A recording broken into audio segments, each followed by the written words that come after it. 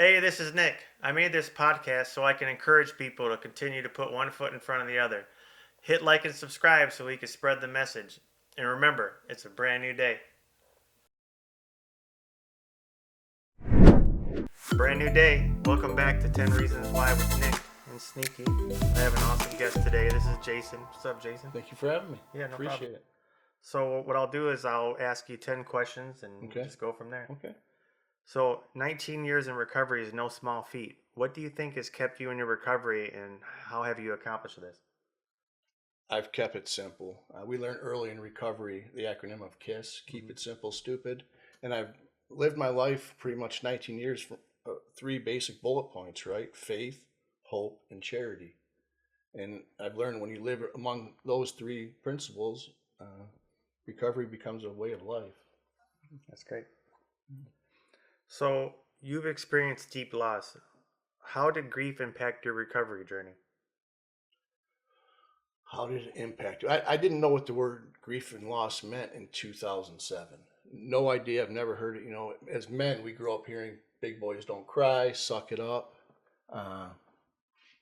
And grief, they were doing a pre-sentence investigation report on me, right? I'd been in trouble with the law for a larceny charge and head probation officer in Oakland County. They didn't know what kind of sentence to give me. They had no idea. She got to the question of how many siblings do you have? And that was the first time in 3 years because I had been self-medicating myself to not feel the pain. So that was the first time I had to think of losing my sister. So I broke down uncontrollably, shaking, crying. And it was a head probation officer that was also an LMSW. So she was a social worker. So she's seen the pain. So she told the bailiff, you keep him right here. Wow. And she asked me, she said, do you mean to tell me it's been 3 years since you've experienced grief and loss? And I told her, I said, I don't even know what the words mean. So she asked the bailiff to keep me right there. And she went and brought a stack of grief and loss papers back to me while I was waiting in Rochester courts, actually. And so I got back to my jail cell later that afternoon, and I'd set them on my Foot Locker box and for about 2 weeks. And after about 2 weeks, I said, you know what, I need to see what's wrong with me. So that's what I did. And 2 years later, I got out of jail in 2010. Wow, that's encouraging. Yeah, thank you. Yeah, thank you very much for sharing You're that. welcome. What difference about your recovery now versus the first few years of recovery? So basically, what's the difference now compared to your first few years compared to now having 19? Well, this might go against the grain a little bit, but I don't own once an addict, always an addict. I don't own once a criminal, always a criminal. It's just something I choose to not own today.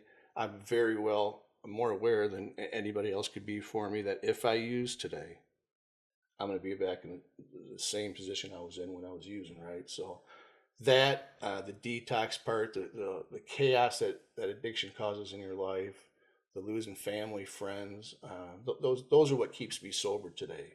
Yeah. Me telling myself that I'm an addict, I'm always going to be an addict, isn't what keeps me sober today. So that's just a choice I make, where it wasn't that choice at 2-3 years sober, right? If I had those same thoughts at 2 or 3 years, I might not have made it 19, 20 years, right? Right. But from the question of long term, I think that's what keeps me sober today. Today, I believe I'm a productive member of society, right? I give back, I help others. I don't believe I'm an addict today. Yeah, I like that. Now you're on a podcast. Now I'm on a podcast. Amen. You're so good. So what almost took you out but didn't? Oh, this is a tough one.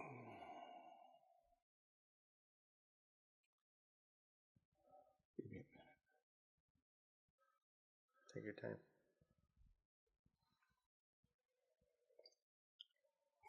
I'll cry. I just start crying. Sorry.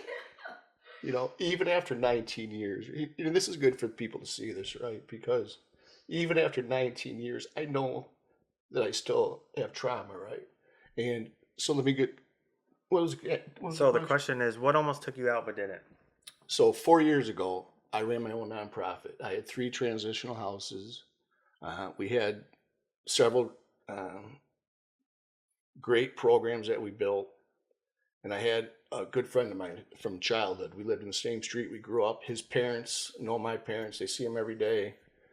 He was an anesthesiologist, making great money, beautiful family. His parents showed up at my place one day 4 years ago, and he was in horrible shape, right? He was a doctor anesthesiologist, and even against my recommendation of flying him out to Betty Ford in California, he wouldn't go nowhere but in my program, and he took his life in my program. Oh my God.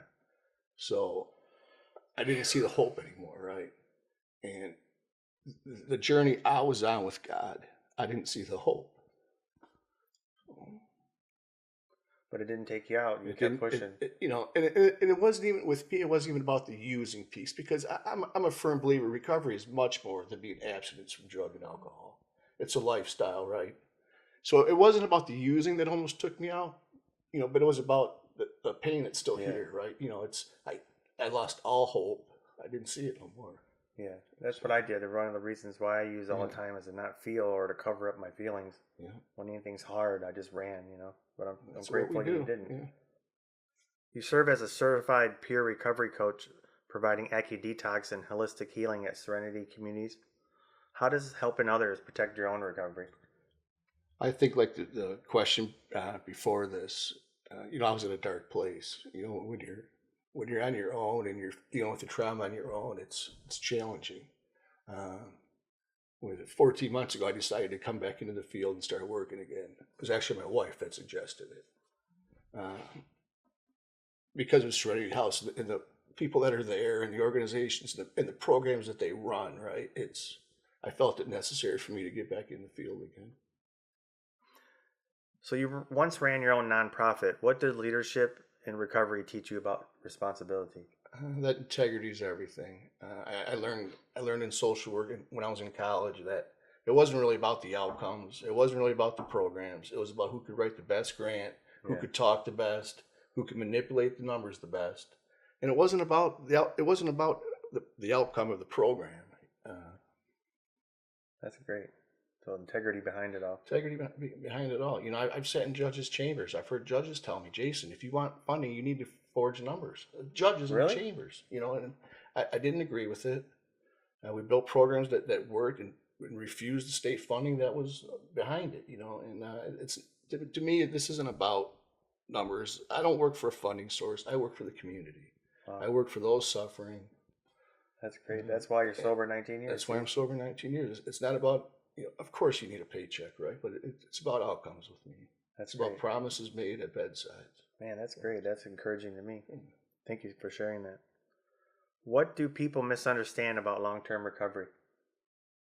I think we're back to once an addict, always an addict. Breaking that stigma, right? We carry that around in recovery people do judge, but we carry that judgment with us, that we need to be this second-class citizen, or, that we can't accomplish our goals, and we can. Yeah, great. Thank you. When you look back at the man you were 19 years ago, what do you think of who you are today compared to then?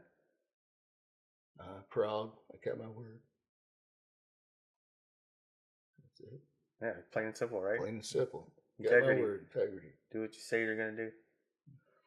If recovery has a motto for your life, what would it be? It only takes one person.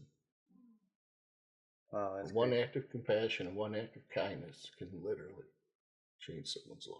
Wow. Thank you for sharing that. That's exactly why I'm doing this podcast. And if it reached one person, then we did what we're supposed to do. Yes, sir. Thank you very much, Jason. I really appreciate you coming out. Appreciate you having me. Thank you. I actually learned a lot. Didn't you, Sneaky?